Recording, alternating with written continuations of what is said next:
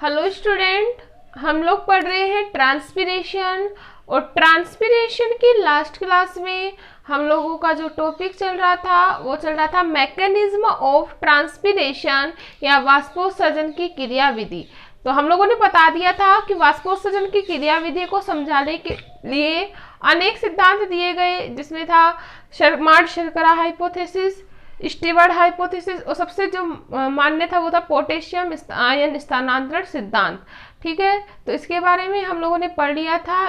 इस प्रकार जो हमारा मैकेनिज्म ऑफ इंस्ट्रूमेंटल मूवमेंट है वो वाला टॉपिक क्लियर हो गया था या कंप्लीट हो गया था।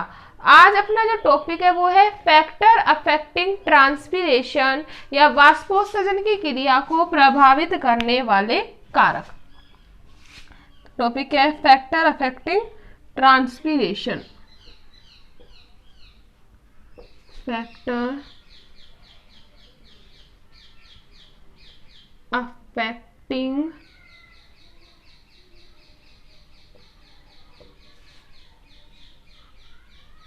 ट्रांसपिरेशन या वाष्पोत्सर्जन को प्रभावित करने वाले कारक। वाष्पोत्सर्जन को प्रभावित करने वाले कारक।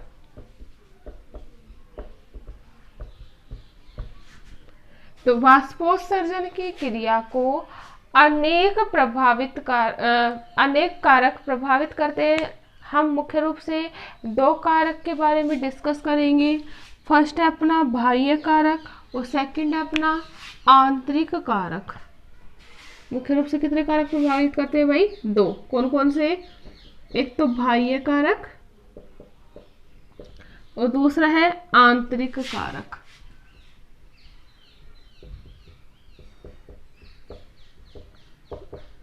इनके द्वारा ट्रांसपिरेशन की रेट इंक्रीज भी हो जाती है और डिक्रीज भी हो जाती है। जो बाह्य कारक होते हैं वो भी विभिन्न प्रकार के होते हैं। जैसे अब अगर हम बात करें प्रकाश, इन्हें भी अनेक प्रकारों में बांटा गया है, जैसे प्रकाश या लाइट। दूसरा है अपना वायु, तीसरा है अपना तापमान और चौथा है अपना प्राप्य मृदा जल। प्राप्य मृदा जल क्लियर है। इसी प्रकार अगर हम बात करें आंतरिक कारक को, तो आंतरिक कारक को भी मुख्य रूप से तीन भागों में बांटा गया है। कितने भागों में बांटा गया है भाई? तीन भागों में। फर्स्ट है जैसे पत्ती की संरचना, पत्ती की संरचना। दूसरा अगर हम बात करें तो वो है मूल प्ररोह अनुपात, मूल प्ररोह अनुपात। और थर्ड है पत्तियों का अभिविन्यास, पत्तियों का अभिविन्यास। क्लियर है। तो इस प्रकार से इन्हें मुख्य रूप से कितने कारकों में बांटा गया है? दो कारक में, बाह्य कारक और आंतरिक कारक। बाह्य कारक को किस किस में बांटा गया है? प्रकाश, वायु, तापमान और प्राप्य मृदा जल। इसी प्रकार आंतरिक कारक को डिवाइड किया है पत्ती की संरचना, मूल प्ररोह अनुपात और थर्ड अपना पत्तियों का अभिविन्यास। अब हम बात करेंगे फर्स्ट बाह्य कारक की। तो बाह्य कारक में हम बात करेंगे किसकी? फर्स्ट प्रकाश। तो पहले जान लेते हैं कि जो प्रकाश होता है वो किस प्रकार से ट्रांसपिरेशन की रेट को इफेक्ट करता है। We all know that student, जो प्रकाश होता है वो मेजर रोल प्ले करता है इन ट्रांसपिरेशन। कैसे? क्योंकि प्रकाश की उपस्थिति में ही रंध्र क्या होते हैं? खुलते हैं, और प्रकाश की अनुपस्थिति में रंध्र क्या होते हैं? बंद होते हैं। और we all know that student कि स्टोमेटा के ओपन होने पर ही ट्रांसपिरेशन की जो रेट, ट्रांसपिरेशन जो होता है या ट्रांसपिरेशन की जो प्रोसेस होती है वो क्या होती है? कंप्लीट होती है। तो अब अगर हम बात करें तो प्रकाश जो होता है प्रत्यक्ष व अप्रत्यक्ष रूप से, मतलब डायरेक्टली और इनडायरेक्टली रूप से क्या करता है? ट्रांसपिरेशन के रेट को इफेक्ट करता है। जैसे जैसे सिंपल चलाते प्रकाश क्या होगा? बढ़ेगा। जब प्रकाश की अधिकता होती है तो ट्रांसपिरेशन की जो रेट होती है वो क्या हो जाती है, इंक्रीज। क्यों? प्रकाश बढ़ेगा, लाइट बढ़ेगा, रंध्र ओपन रहेंगे, ट्रांसपिरेशन कंटिन्यू होता रहेगा। तो प्रकाश किस प्रकार से इफेक्ट डालेगा, प्रकाश की अधिक उपस्थिति में ट्रांसपिरेशन की जो रेट होती है वो क्या हो जाती है, बढ़ जाती है। क्लियर है? तो ये तो हमारा क्या था, प्रकाश। दूसरा अगर हम बात करें वायु की, तो वायु भी बहुत ज़्यादा इम्पोर्टेंट रोल प्ले करती है ट्रांसपिरेशन की क्रिया में। किस प्रकार से, we all know that student, जैसे वायु तीव्र चलती है, क्या हो रही है, वायु का बहाव तीव्र होता है, उस टाइम ह्यूमिडिटी या ह्यूमिडिटी की जो रेट होती है वो डिक्रीज हो जाती है, मतलब आर्द्रता की क्या आ जाती है, कमी आ जाती है। सिंपल सी बात है, आर्द्रता की कमी आएगी, मौसम कैसा होगा, शुष्क। कैसे होगी कंडीशंस, ड्राई होगी।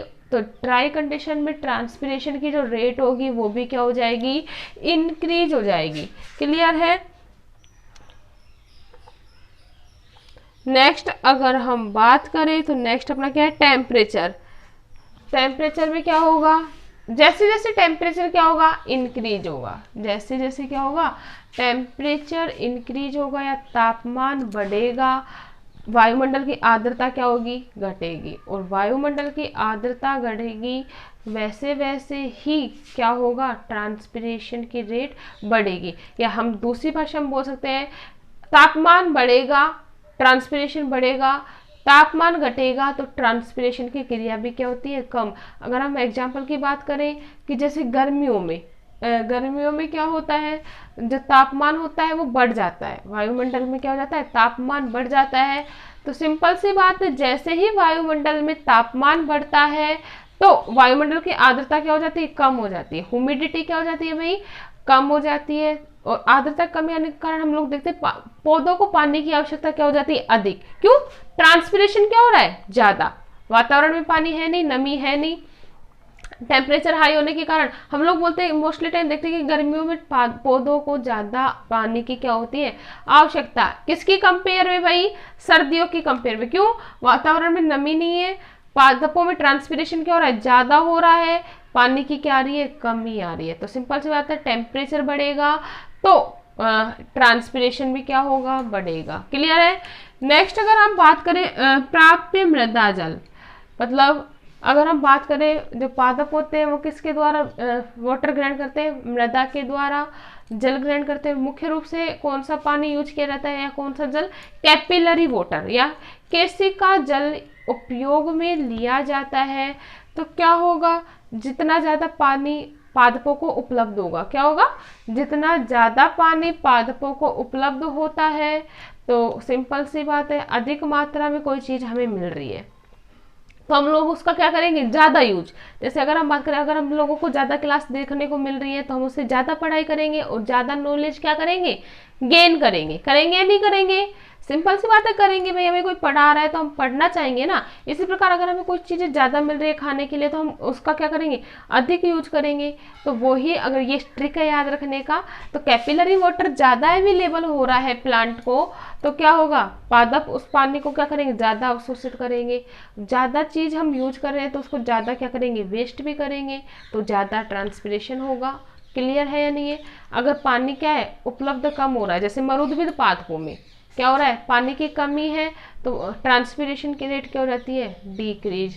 तो क्या होगा, प्राप्य मृदा जल भी बहुत ज्यादा इफेक्ट डालता है। अगर ज्यादा मिल रहा है तो ज्यादा वेस्ट, कम मिल रहा है तो कम वेस्ट होगा। मतलब क्या होगा, अगर पानी अवेलेबल ज्यादा है तो ट्रांसपिरेशन की रेट क्या हो जाएगी भाई, इंक्रीज हो जाएगी। क्लियर है? तो ये क्या था हमारा एक्सटर्नल फैक्टर। अब हम बात करेंगे किसकी, इंटरनल फैक्टर की या आंतरिक कारक की। तो आंतरिक कारक में फर्स्ट अपना क्या है, पत्ती की संरचना। तो we all know that student, पत्ती की संरचना मुख्य रूप से बहुत ज़्यादा इफेक्ट डालती है ट्रांसपिरेशन की रेट को। जैसे अगर हम बात करें, जैसे मरुद्भिद आवास में पाई जाने वाली जो पत्तियां होती हैं उनके ऊपर क्या पाई जा रही है, क्यूटिकल की लेयर। क्या पाई जा रही है भाई, क्यूटिकल की लेयर पाई जा रही है। तो सिंपल सी बात है, ये एक अनुकूलन है पत्तियों में, किसका, वातावरण के अनुसार। ठीक है, तो पानी की कमी है इसलिए इनके ऊपर क्या पाई जा रही है, क्यूटिकल की लेयर। या वैक्स की लेयर पाई जा रही है तो ट्रांसपिरेशन की रेट क्या हुई, कम। इसी प्रकार अगर हम बात करें जलोद्भिद पादपों में तो इनके जो स्टोमेटा होते हैं वो बड़े होते हैं। कैसे होते हैं भाई, रंध्र बड़े होते हैं तो ट्रांसपिरेशन, क्योंकि पानी क्या है ज्यादा, जलोद्भिद पादप कहाँ उगेंगे, जल में, तो ट्रांसपिरेशन क्या होगा, ज्यादा। क्लियर है। तो इस प्रकार पत्ती की संरचना क्या करती है, इफेक्ट डालती है। नेक्स्ट अगर हम बात करें मूल प्ररोह अनुपात की, तो मूल प्ररोह भी सिंपल सी बात है, मूल अगर जड़ें ज्यादा विकसित हैं, गहराई में जाएंगे, पानी ज्यादा मिलेगा, प्ररोह भी क्या होगा, उतना ही लंबा। ट्रांसपिरेशन, पानी धीरे धीरे, हम लोगों ने डिक्सन जोली की थ्योरी पढ़ी थी, फिजिकल फोर्स थ्योरी, उसके थ्रू आउट क्या होता है, वाटर सप्लाई होता है। तो सिंपल सी बात है, मूल प्ररोह अनुपात भी ट्रांसपिरेशन की रेट को क्या करता है, प्रभावित करता है। मतलब जैसे जितनी ज्यादा मूल बड़ी होंगी, जितना ज्यादा पादप विकसित होगा, ट्रांसपिरेशन की रेट भी क्या होगी, अफेक्टेड होगी। क्लियर है इतनी बात। नेक्स्ट अगर हम बात करें पत्तियों का अभिविन्यास या पत्तियों की अरेंजमेंट, तो पत्तियों का अभिविन्यास भी ट्रांसपिरेशन की रेट को प्रभावित करता है। अगर हम बात करें अभिविन्यास मतलब पत्तियां पौधे पर किस क्रम में क्या है लगी हुई, फाइलोटैक्सी की बात कर रहे हैं, ठीक है। पत्तियां किस प्रकार से पौधे या तने के ऊपर लगी हुई है, उसे क्या कहा जा रहा है, पत्तियों का अभिविन्यास। तो पत्तियों का अभिविन्यास भी विभिन्न प्रकार से प्रभावित करता है। अगर हम बात करें, अगर पत्तियां आपतित प्रकाश के, किसके भाई, आपतित प्रकाश के समकोण पर लगी हुई हैं, तो ट्रांसपिरेशन जो होगा वो क्या होगा, ज्यादा।